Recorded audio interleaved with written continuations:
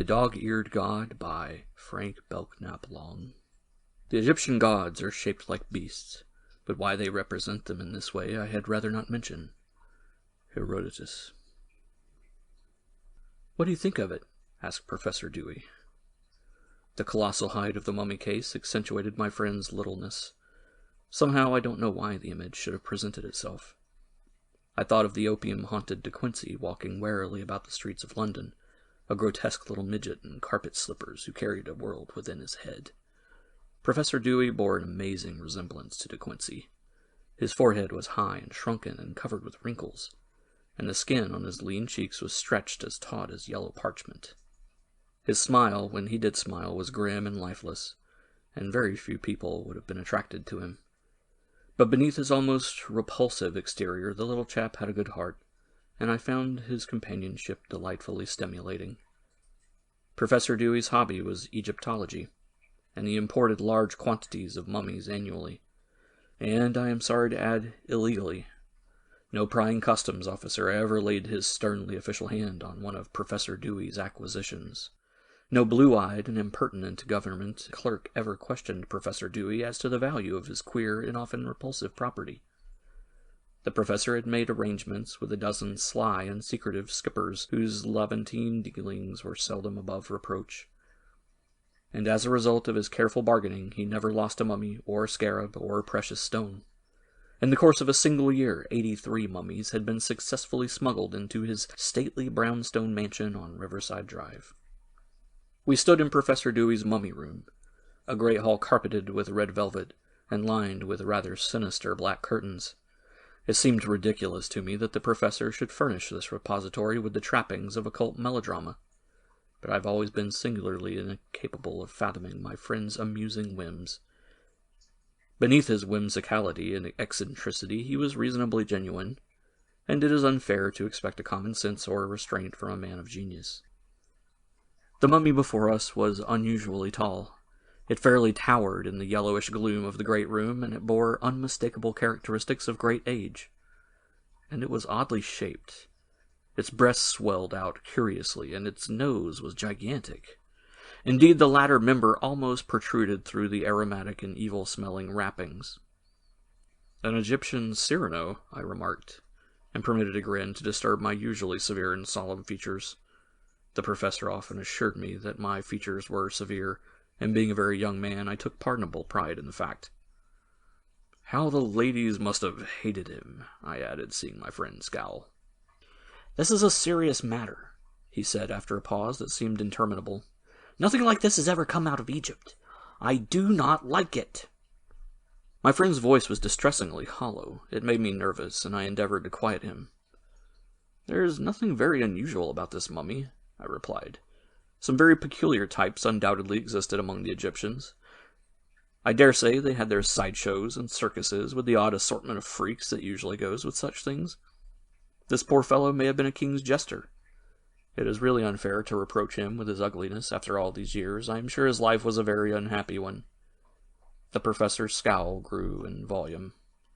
"You must be serious," he retorted. "This mummy is very unusual. I am not a sensationalist, my dear boy, but I may say that my enemies would give a great deal to use this thing to discredit me. We must be very wary about publishing the results of our experiments." "Experiments?" I snatched at the word. I had a boyish and ridiculous eagerness for all varieties of research. "I have some experiments in mind that will demand a great deal of courage. If you do not feel equal to them, I shall want you to tell me so quite frankly. But first I must warn and prepare you, and describe what we have to deal with." The professor lit an absurdly long panatella and puffed for several moments into silence. The smoke ascended spirally and formed a curious grayish nimbus above the mummy case. The mummy stood out in the depressing gloom like a sinister avenger of the 83 defenseless wretches that Professor Dewey had dissected and destroyed. When my friend spoke again, his voice had acquired a small measure of calm. He spoke slowly, punctuating his sentences with an occasional cough. "There are myths in the treasure house of mankind that were not originally based upon solid objective facts. I do not believe that the imagination of primitive peoples is capable of creating bogies out of thin air. We are too easily deluded by modern science, and altogether too apt to scoff at the legends of gods and goddesses that have come down to us. It is absurd to believe that the Egyptians created their monstrous bestial gods from mere observation of living animals. There is something so immense, so psychically terrible about the Egyptian gods, that it is difficult to believe them simply the product of normal human imagination. They are either the imaginings of some dreamer of wild and unheard-of powers, an Edgar Poe among the Egyptians, or... Professor Dewey paused without stating his alternative. I presume he wanted his heresy to sink in, for he waited several moments before continuing. These crocodile gods, these cat-headed and bat-eared divinities are really more debased than anything to be found anywhere in the modern world. Even your barbarous blackfellow in Africa or Australia would be incapable of worshipping anything so vile. And yet, if we are to believe historians, the Egyptians had a high degree of ethical culture. They would not fashion such horrors willingly. I have often thought... Again my friend hesitated, as if ashamed to put his theory into words. My eagerness apparently reassured him. I have often thought that these monsters really existed.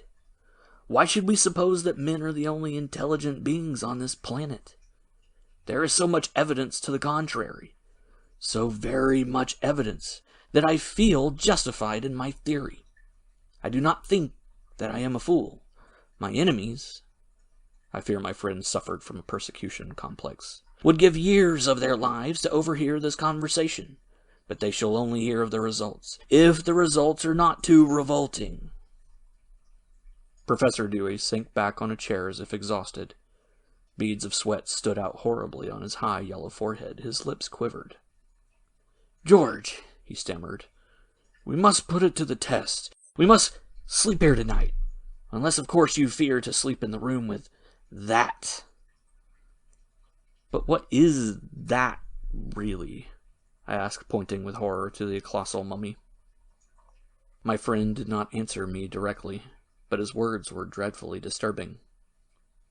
20 or 30,000 years ago, the Egyptians buried their first kings. There were strange kings in the dawn world. 2. Professor Dewey was sleeping soundly, but something made me sit up. I am not sure whether I dreamed a sound, or whether a sound had actually come from the corner of the room where the great mummy stood solemnly in its 50 wrappings.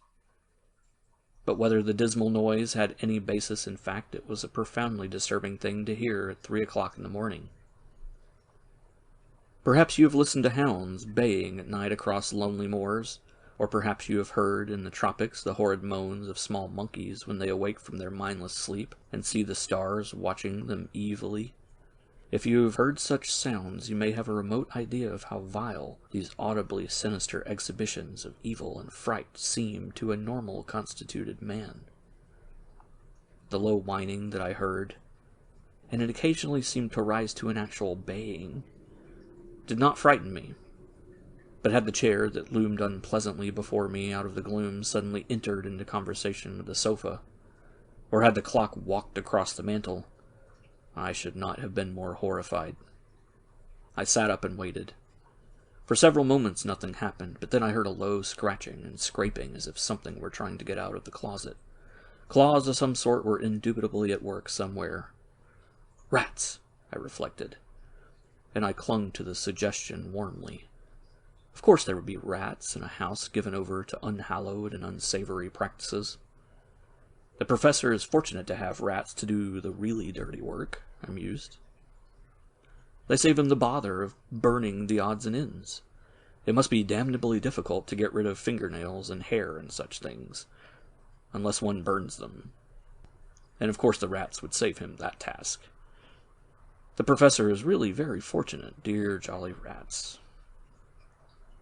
Then I realized the fatuousness of my reflections and passed my hand rapidly back and forth across my face. My forehead was infernally warm. I was excited, feverish. It's probably a touch of influenza, I thought. I should never have slept in this cold room.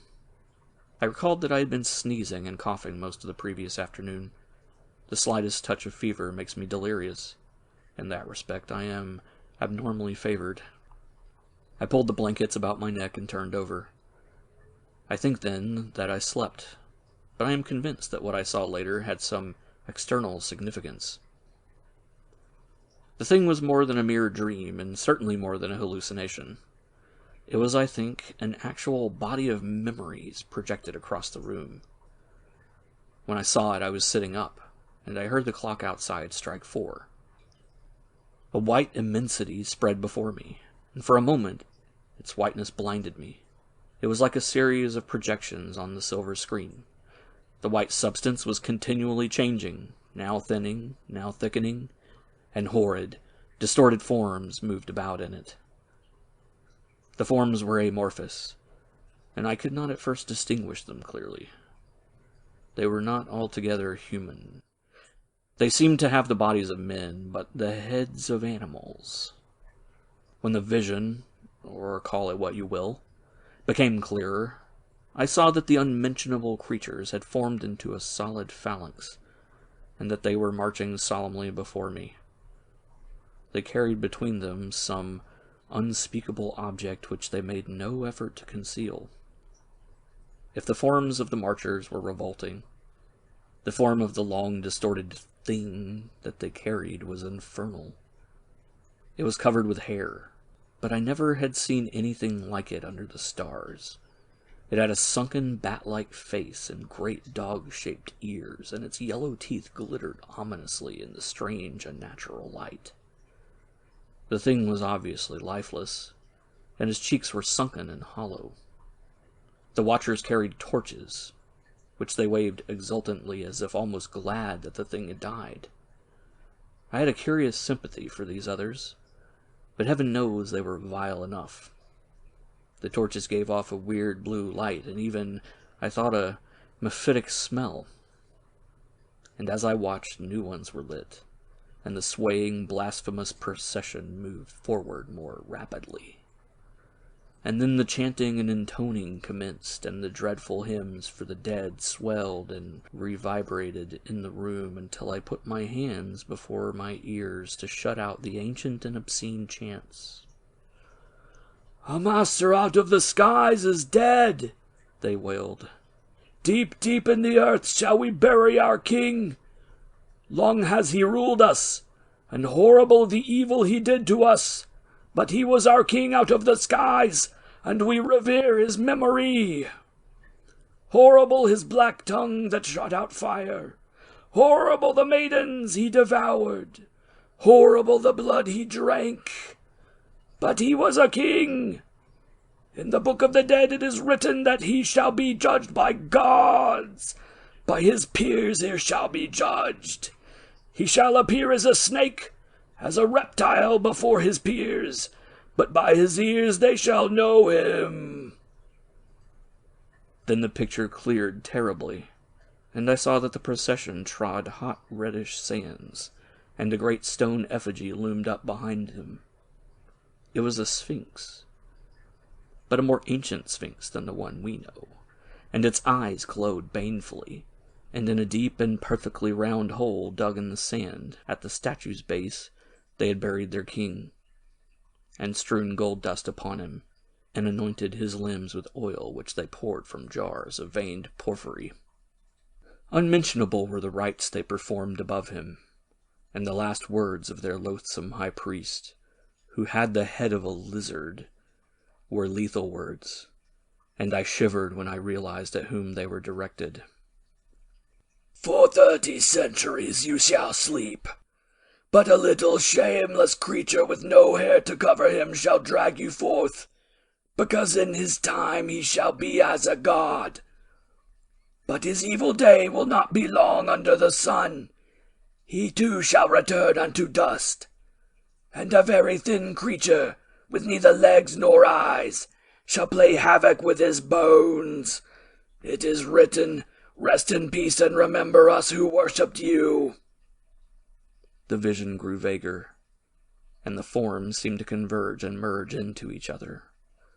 Then gradually the darkness closed in, and I found myself staring with frightened eyes at Professor Dewey's monstrous acquisition. It loomed vaguely out of the blackness, and it seemed to be stirring and squirming about.